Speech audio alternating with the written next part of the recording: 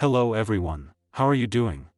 Today we will watch a short retelling of the movie The Shawshank Redemption. A young man named Andy Dufresne is accused of murdering his wife and her lover.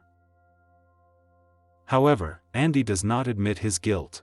Unfortunately, he doesn't remember at all what he was doing on the night of the murder, because he was very drunk. Shortly before that, Dufresne had caught his wife in infidelity, but refused her request for a divorce. His wife left him that night, and Andy went to a bar and got drunk.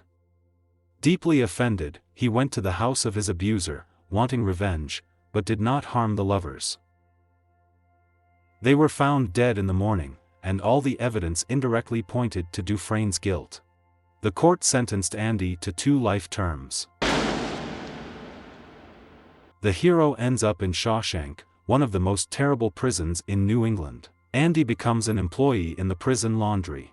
Still very confused and scared, he tries to behave quietly and not to conflict with anyone. Soon he meets another prisoner, Alice Reading, nicknamed Red.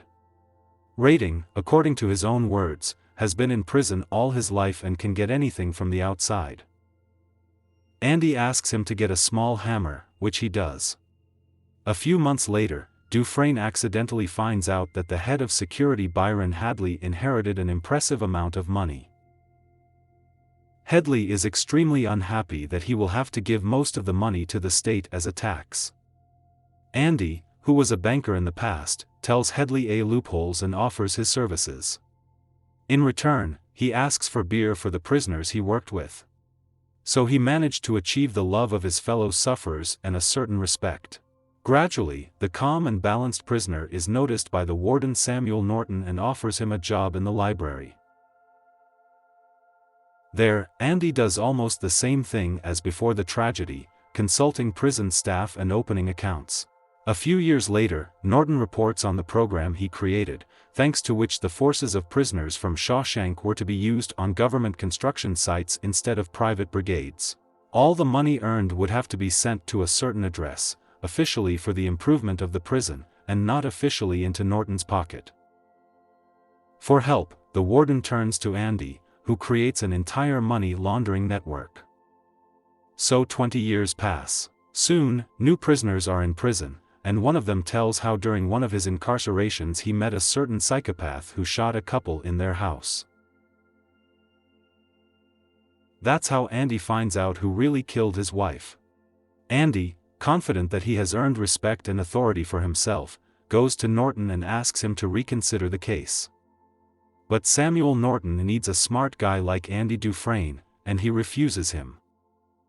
Andy's nerves give out, and he ends up in the punishment cell. A little later, he meets with Red and tells him about the place of his dreams. He asks a friend to come out of prison and go to a special place. There, under one special stone, he will find a message for him. The next morning, Andy does not go to the formation. He was also not in the cell. Under a poster hanging on the wall, the warden discovers a giant hole. Andy made it. For many years of imprisonment, he hollowed it out with a rock hammer, which Red got for him.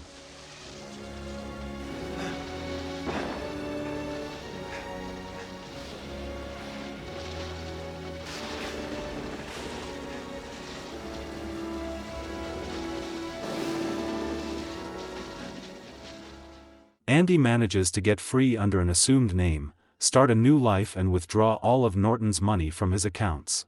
He also manages to make up dirt on all the Shawshank bosses and send it to a large print publication.